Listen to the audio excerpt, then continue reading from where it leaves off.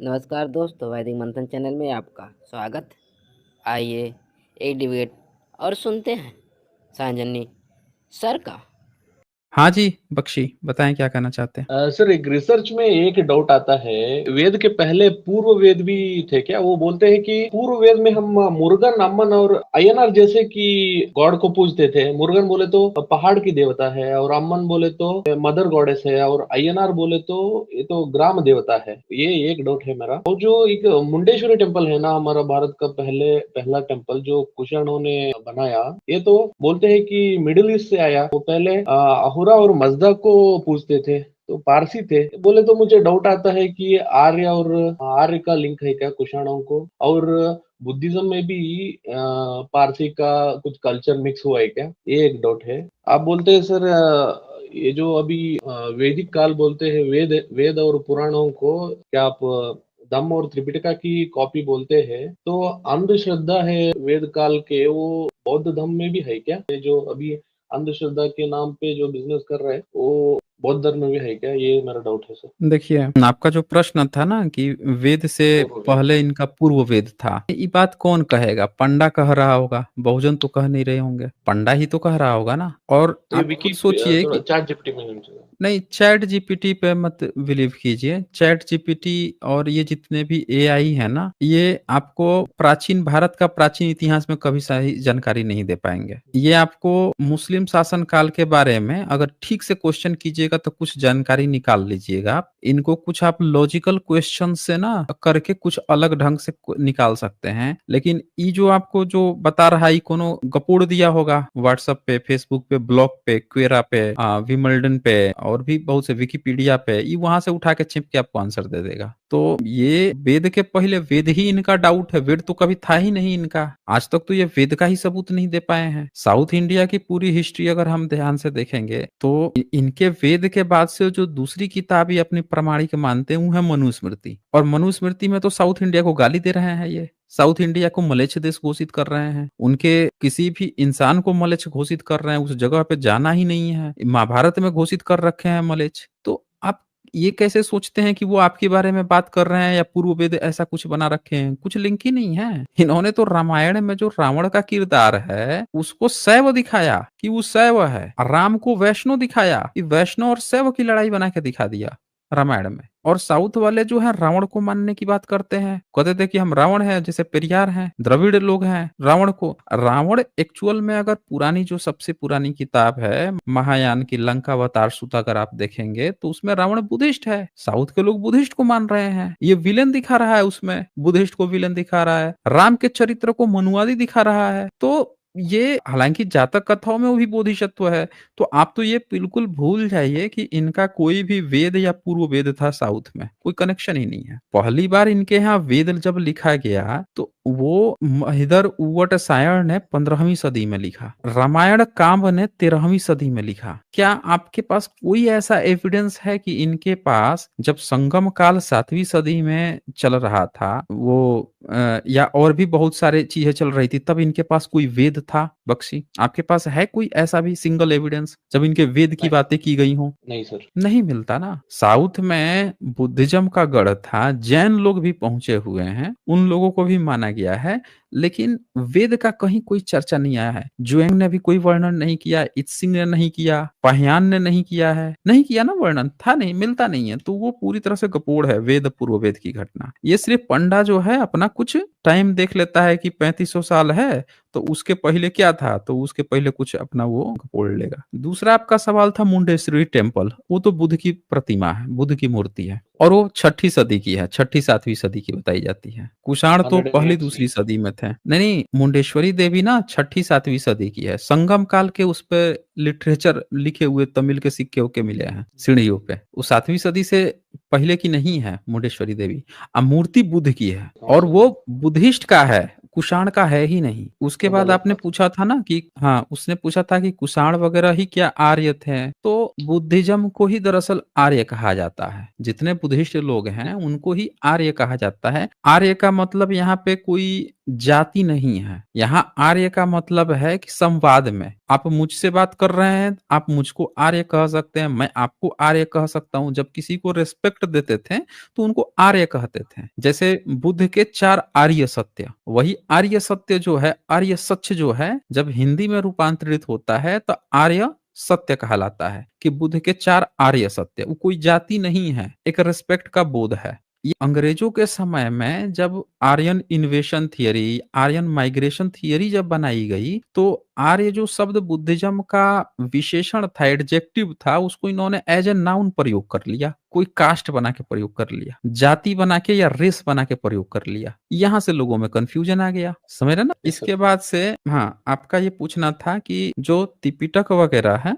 वहां से अगर इनके वेद पुराण कॉपी किए गए हैं तो क्या उसमें अंधविश्वास है? नहीं। त्रिपिटक में कोई त्रिपिटक, तो सबसे पहले बात, एक बात आप समझिए कि बुद्ध के सारे वचन त्रिपिटक नहीं है। बुद्ध के वचन अवश्य त्रिपिटक में है, लेकिन त्रिपिटक में लिखे हुए सारी बातें बुद्ध के नहीं है। त्रिपिटक यानी 3 पिटक, यानी कि 3 तरह का कलेक्शन, जिसमें से आपको जो अभिधम पिटक है, उसको माना जाता है कि सम्राट अशोक के बाद रचा गया है। असूत पिटक और विनय पिटक, विनय पिटक को यह माना जाता है कि बुद्ध ने जो जो भिक्षुओं को बताया था कि आपको ऐसे रहना है, जीना है, तो वैसे रहते थे। लेकिन बुद्ध के चले जाने के बाद से भिक्षुओं ने अपना कुछ नियम बना लिया, क्योंकि वो धर्म प्रचार के लिए अलग अलग जगह जाते थे, तो उन्होंने अपने जगह के हिसाब से फ्लेक्सिबिलिटी होने के लिए कुछ और भी अलग अलग नियम बना लिए। सब उसमें कंपाइल है, समझ रहे ना। विनय पिटक में महिला भिक्षुणी के भी कुछ नियम है, क्या कपड़े पहनेंगी, कैसे नहलाएंगी, सोच से लेके ब्रश करने से लेके हर एक छोटी मोटी डिटेल्स, कितना कपड़ा पहनना है, क्या चीज दिखनी चाहिए, क्या चीज छुपनी चाहिए, बड़ी गहरी डिटेल्स में उसमें लिखा हुआ है। और वो मतलब वेरिएबल है, सब पे अप्लाई नहीं होता है। ये नहीं है कि आप मैदानी क्षेत्र में तो आप पे भी अप्लाई होगा, आप ठंडे प्रदेश में गए हैं तो आप पे भी अप्लाई होगा, आप विदेश में गए हैं तो आप पे भी नहीं। 8 भिक्षु मिल के अपने लिए भी नियम को चेंज कर सकते थे सर्वाइवल के लिए, ये भी उसमें प्रावधान है। महायान का जो भिक्षु होगा, थेरवादा का जो भिक्षु होगा या भिक्षुनी होंगी, उनके भी नियम अलग अलग होंगे। यानी एग्जैक्टली बुद्ध के ये सारे वचन है, ये नहीं है, फ्लेक्सिबिलिटी है, भिक्षुओं के आचार विचार के लिए है। तो कोई व्यक्ति अगर उसमें सोचेगा कि कुछ अंधविश्वास है, तो वो अंधविश्वास नहीं है, वो भिक्षुओं की फ्लेक्सिबिलिटी के लिए वो अपनी तरह से चीजों को कर सकते हैं सर्वाइवल के लिए। मेन एम वही रहेगा, धर्म का प्रचार। सुत्त पिटक है, तो सुत्त पिटक में बुद्ध के विचार हैं, अब बाद में भिक्षुओं ने अपने विचार उसमें जोड़े हैं। बीच बीच में बहुत सारे अरहत हुए, अलग अलग ब्रांचेज बनी। जब महायान शाखा बनी तो तथागत बुद्ध तो नहीं थे, तथागत बुद्ध नहीं थे तो महायान की ब्रांचेज, थेरवादा की ब्रांचेज, कुछ तो डिफरेंस है। वो डिफरेंस कौन, बुद्ध डिसाइड थोड़े करके गए, भिक्षु ने डिसाइड किया। थेरवादा में जो प्रॉब्लम थी, थेरवादा में प्रॉब्लम क्या थी, थेरवादी लोगों में दिक्कत क्या थी कि जो प्राचीन काल की जो चली आ रही थी व्यवस्था, उसको लेकर वो थोड़े से वो थे, रिगिड थे, परंपरागत थे। महायान विस्तार चाहता था, महायान चाहता था कि हम ना ज्यादा से ज्यादा महिलाओं को, पुरुषों को, अलग अलग देश के, मतलब अलग अलग जगहों के लोगों को अपने में लेके आए, और उसके लिए जरूरी था कि नियमों को फ्लेक्सिबल बनाए। थेरवादा नहीं चाहता था फ्लेक्सिबल होना, तो महायान ने ये तय हुआ कि हम एक काम करते हैं, एक अलग ब्रांच बना लेते हैं, उसके हिसाब से फिर करते हैं। महायान फेमस हो गया, रातों रात लोगों के दिमाग पे छा गया, फ्लेक्सिबिलिटी दे दिया, महिलाओं को और ज्यादा आजादी मिल गई, और ज्यादा फ्लेक्सिबल बनाया रिगिड समाज की तुलना में। तो ज्यादा से ज्यादा महिलाएं, देखे साउथ से लेके, श्रीलंका से लेके, जापान से लेके, चीन से लेके, पूरी दुनिया में आप देखे खोतान ओतान हर जगह महायान फैलते चला गया, क्योंकि अब लोग जो हैं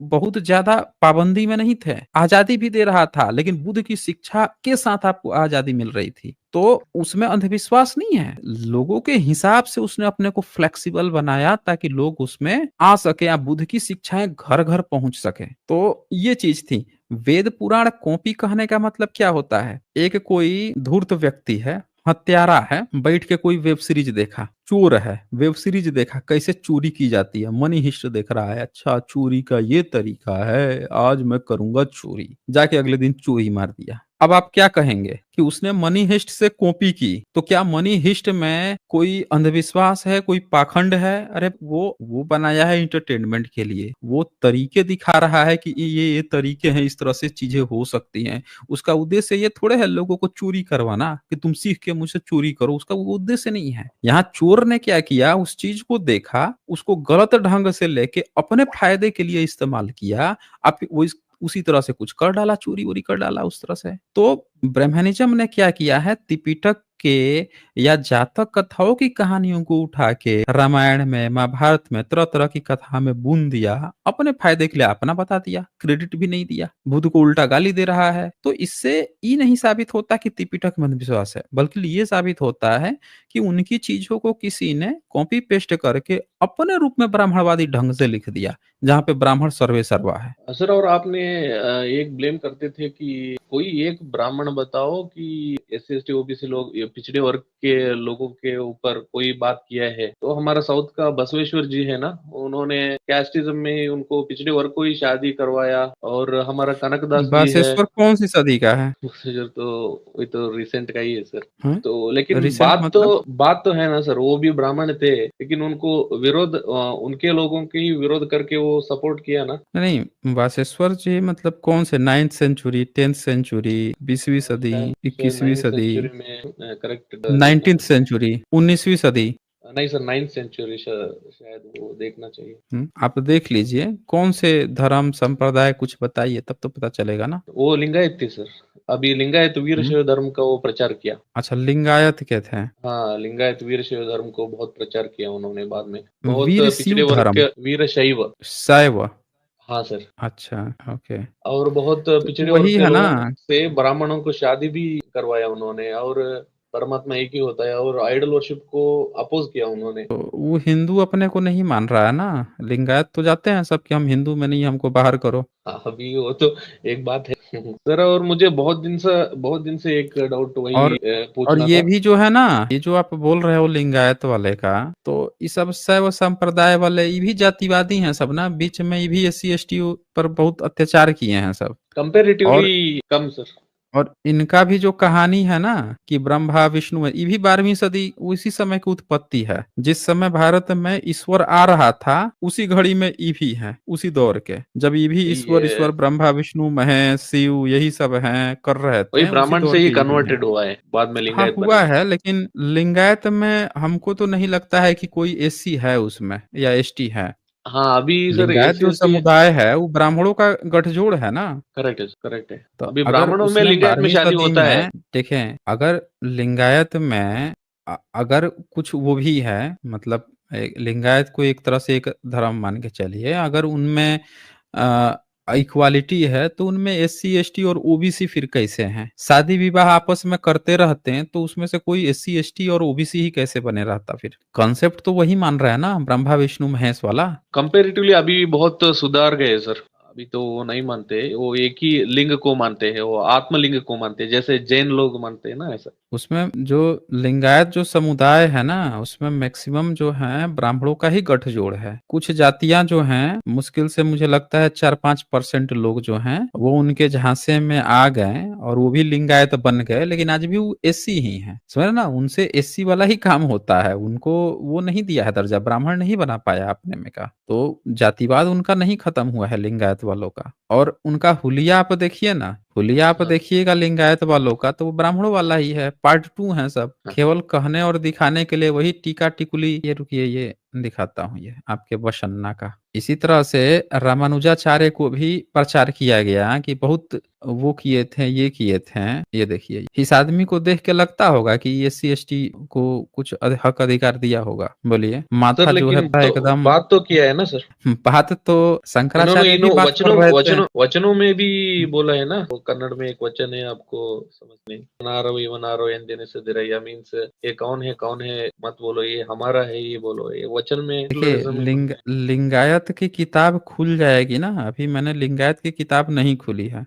लिंगायत की किताब अगर खुलेगी ना, तो मैं बता रहा हूँ ये भी जातिवादी निकलेंगे। इसके हुलिया देख के ही ये लग रहा है कि बहुत बड़े जातिवादी होंगे ये। कोई भी रेशनल व्यक्ति जो होगा ना, इस तरह का हुलिया कभी नहीं पहनेगा। देख रहे हैं, इधर कंठी माला, हाथ में कंठी माला, इधर कंठी माला, माथे पे पूरा भर भर के क्या लिपस्टिक पाउडर लगा हुआ है, हाथ में देखिए, हाथ में खुद तो मैन्युस्क्रिप्ट पकड़े हुए हैं, लेकिन बहुजन समाज के 19वीं 20वीं सदी तक पढ़ने नहीं दिया गया। ये कल्चर तो बुद्धिज्म से नहीं है क्या? ये बुद्धिज्म से नहीं आया है? ये रुद्राक्ष है बुद्ध और टीका है। आ, ये रुद्राक्ष और ये सारी चीजें बोल तो रहा हूँ, 15वीं सदी में उस दौर में जितना थे सब, यही तो सब पहनते थे। गले में घंटा घंटी पहन लेंगे, हाथ में बांध बूंद लेंगे, यही सब तो देखे, घंटी लेके ये भी बजा रहे हैं, ये भी लेके। पता नहीं कौन सा समाज सुधार है ये, तो हमको समझ में नहीं आ रहा है। समाज सुधारक जो होगा, पहले तो ये खुद ही जो पाखंडी बना रहेगा, वो क्या समाज सुधार करेगा? अभी बताइए हमें। समाज सुधार करने के लिए वो व्यक्ति जो है, उसके अंदर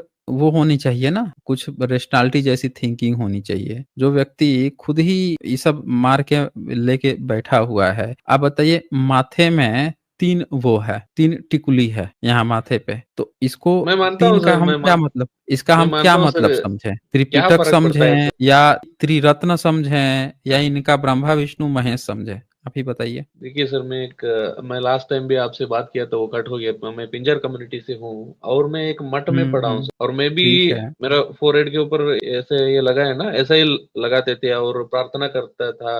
और विग्रह पूजा भी किया है सर मैं, गर्भगुड़ी के अंदर जाके। तो हम्म इतना सेक्युलरिज्म अभी कैसे बढ़ेगा सर? उन्होंने ऐसे ही किया है, ये लेकिन मैं भी देखिए, पूरा पूरा इन डेप्थ मैं भी माता नहीं पढ़ा महादेवी हूँ। इष्टलिंग धारण किए हुए, इनको भी बकायदे गले में ये सब पहना पुहनी दिए हैं सब ये देखिए। कल्चरल वाइज ठीक है सर, ये भक्ति का ही मार्ग है ना, तो क्या फर्क पड़ता है? सभी वो सेक्युलरिज्म को ही बढ़ा रहे हैं, सो SC ST OBC नहीं कर रहे हो सर, वो सभी को एक ही मानते हो। देखिए, ये भी हिंदू सैविज्म, हिंदू आ गए।